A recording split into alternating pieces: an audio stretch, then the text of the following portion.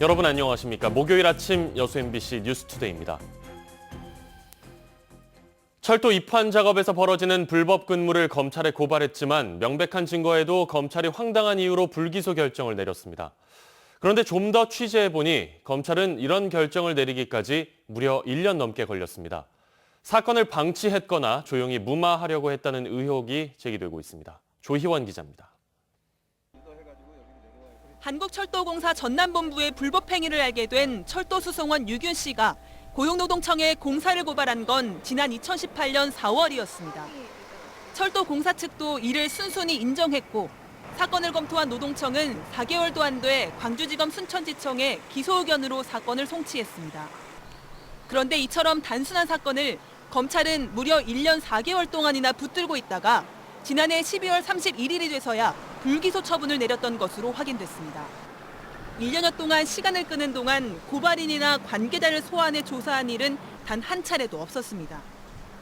고발인 유 씨는 검사가 사실관계를 잘못 파악했다며 항고 이후에도 수차례 증거를 제시했지만 광주고검과 대검 역시 별다른 추가 수사 없이 잇따라 순천지청의 결정을 원용했습니다. 이에 고발인 유 씨가 다시 민원을 제기하자 검찰은 담당 검사를 배정했고 계속 수사를 진행한 뒤 결과를 알려주겠다며 안심시켰습니다. 그러나 사실이 아니었습니다. MBC가 직접 확인해보니 담당 검사는 이미 종결된 사건으로 보고 있었고 기록을 검토조차 하지 않았던 것으로 드러났습니다. 검찰이 이같이 부실 대응을 이어가는 동안 전국철도노조가 이번 사건을 시작으로 잇따라 제기하려 했던 불법 입환 작업 고발 사례들은 허공으로 흩어지고 말았습니다. 이건 정확하니까 고발을 해서 우리 안에 경종을 울렸으면 좋겠다라는 판단으로 진행을 했던 건데 오히려 저희한테 불리한 결과가 계속 나오고 그러다 보니 현장에서는 철도 현장에서는 거봐 넣는데 안 됐잖아 이런 자의적인 판단을 불어넣어. 도대체 기소하지 않은 진짜 이유가 무엇인지에 대한 의혹이 커지는 가운데 고발인은 마지막 남은 절차인 헌법 소원까지 불사하겠다는 뜻을 밝혔습니다.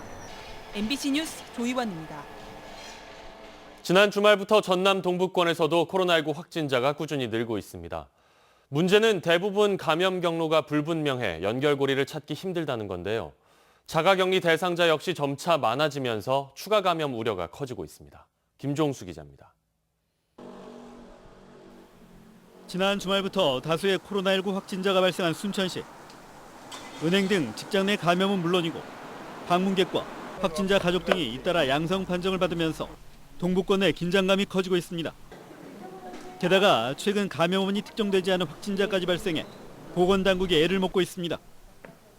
이에 따라 순천시는 도내에서 처음으로 사회적 거리두기 단계를 격상시키는 등 방역 고삐를 쥐고 있습니다. 종교시설과 다중이용시설에서 인원을 제한하는 한편 집회와 축제 등 밀집 환경에서도 100명 이상으로 모일 수 없게 하면서 선제적인 대응에 단초를 마련하겠다는 겁니다. 사회적 거리두기를 최대한 자율적으로 실천할 수 있게 시설별 근무수칙을 준수하게끔 최대한 완화된 상태에서 마스크 착용을 의무화할 수 있게 만들어놨습니다. 지금. 그러나 밀접 접촉자 190여 명을 포함해 자가격리 대상자가 2,000명을 웃돌고 있는 점은 추가 감염의 우려까지 낳고 있습니다. 지난 8월과 9월 확진자가 급증했을 당시 자가격리 해제를 앞두고 추가 확진자가 발생했기 때문입니다. 광양시 역시 불분명한 감염 경로로 사태 파악에 어려움을 겪고 있습니다. 어제 오전 발생한 확진자에 이어 오후 들어 가족 2명도 추가로 확진 판정을 받아 지역 내 감염 확산이 현실화할까 고민이 깊어지고 있습니다. 음식점과 실내 체육시설 등 동선 파악과 별도로 감염 원인을 찾기가 힘든 가운데 그나마 가족 중 한 명이 지난 6일부터 증세가 나타났다는 진술 등을 토대로 감염 고리를 찾기 위한 역학조사가 진행되고 있는 상황. 다행히 순천 확진자가 근무하는 관내 학교와 금융기관에서 아직까지 추가 확진자가 나오지 않았지만 관내는 물론 순천 확진자와 접촉한 자가격리 대상자가 점차 늘고 있는 점 역시 보건당국이 예의주시하고 있습니다. 지난 여름 코로나19 여파로 지역경제 위축과 청정 이미지 훼손 등 적지 않은 타격을 입었던 전남 동북권. 코로나19 확산 우려를 차단하기 위해 지자체 역시 공동 대응에 나서기로 하면서 조기 진화에 단초가 마련될지 주목됩니다. MBC 뉴스 김종수입니다. 전남도가 동북권 3개 시와 코로나19 공동 협력 체계를 구축했습니다. 전라남도는 어제 여수시, 순천시, 광양시와 간담회를 갖고 공동생활권인 3개 시의 경우 코로나19의 동시다발적 전파 위험이 매우 높은 지역이라는 점에 의견을 함께하고 신속한 정보 공유와 긴밀한 협력으로 공동 대응하자는 데 뜻을 모았습니다. 특히 전남도도 동북권의 코로나19 확산 조짐이 포착되면 전문가와 역학조사관들을 투입해 심층 역학조사를 펼 수 있도록 적극 지원하기로 했습니다. 전남보건환경연구원 동부지원의 코로나19 진단검사 시설이 동북권 지자체의 현장 대응에 도움을 주고 있는 것으로 나타났습니다. 동부지원에 따르면 현재 순천과 광양 등에서 하루 평균 500여 건의 검체가 수거되고 있으며 빠르면 4시간 안에 진단 결과가 나오면서 지자체들의 호응을 얻고 있습니다. 해당 시설에서는 지난달 29일부터 전문 인력 4명이 동북권 7곳 시군의 검체를 수거해 결과를 통보하고 있습니다. 찬반 의견이 대립하고 있는 여수 미평공원 횡단도로 개설 사업과 관련해 의견 수렴 과정이 부적절하게 이루어지고 있다는 지적이 나왔습니다.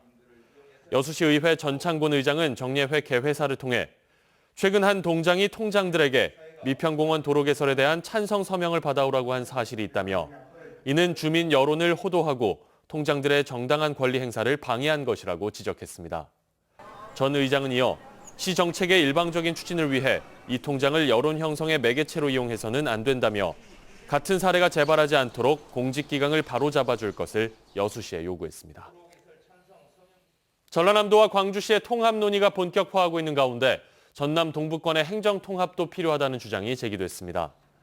여수시의회 송하진 의원은 본회의 10분 발언을 통해 동북권의 쇠퇴 현상 등 현안 문제를 해결하기 위해서는 4개 시군의 행정통합이 필요하며 이를 통해 광양만권의 경쟁력과 영향력을 높일 수 있다고 주장했습니다. 송 의원은 또 4개 시군의 상품권 통합과 공무원들의 인사교류, 광역교통망 확충 등의 상생협력 사업을 적극적으로 추진해야 한다고 덧붙였습니다.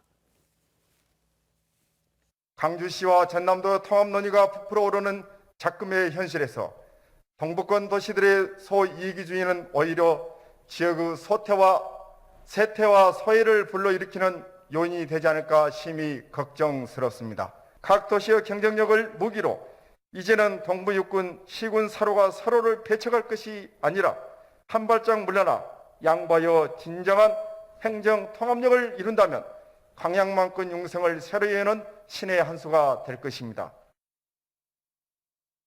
다음 뉴스입니다. 예술랜드 리조트의 갯바위 훼손과 산중 불법 도로 조성 논란과 관련해 경찰과 해경이 조사에 들어갔습니다. 여수해양경찰서는 최근 여수 돌산읍 예술랜드 인근 갯바위에 무단으로 시멘트를 매립해 공유수면관리법을 위반한 혐의로 예술랜드 대표 김모 씨를 정식으로 입건해 조사하고 있습니다. 또 여수경찰서는 돌산 소미산의 불법 도로를 조성해 산림을 훼손한 행위와 관련해 산지관리법 위반의 가능성이 있는 것으로 보고 관련 자료를 검토하는 등 내사에 착수했습니다.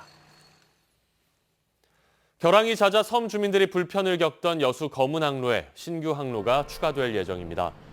여수지방해양수산청은 여수 거문항로 여객 운송사업자로 선정된 글로벌베스트 코리아 SNC가 지난 6일 신규 운항 면허를 발급받고 취항 준비를 하고 있으며 신규 취항 날짜는 아직 정해지지 않았다고 밝혔습니다.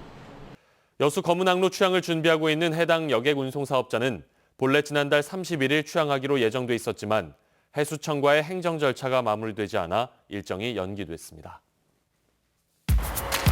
도로가와 주택의 사고 위험이 있어 보입니다.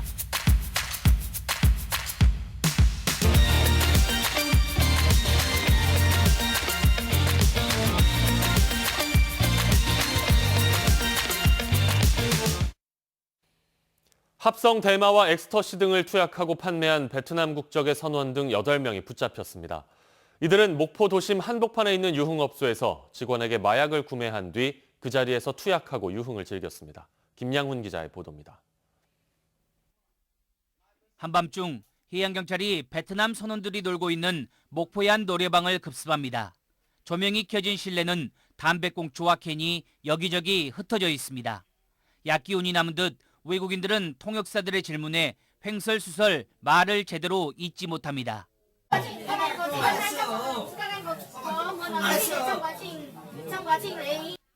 해경 수색 결과 베트남 출신 업주가 운영 중인 유흥업소에서는 미처 치우지 못한 합성 대마 7g과 엑스터시 11정 등이 발견됐습니다.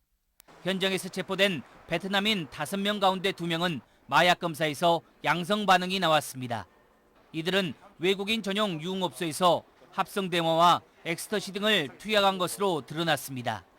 마약 냄새를 없애기 위해 설치한 것으로 추정된 장치도 노래방 시설에서 발견됐습니다.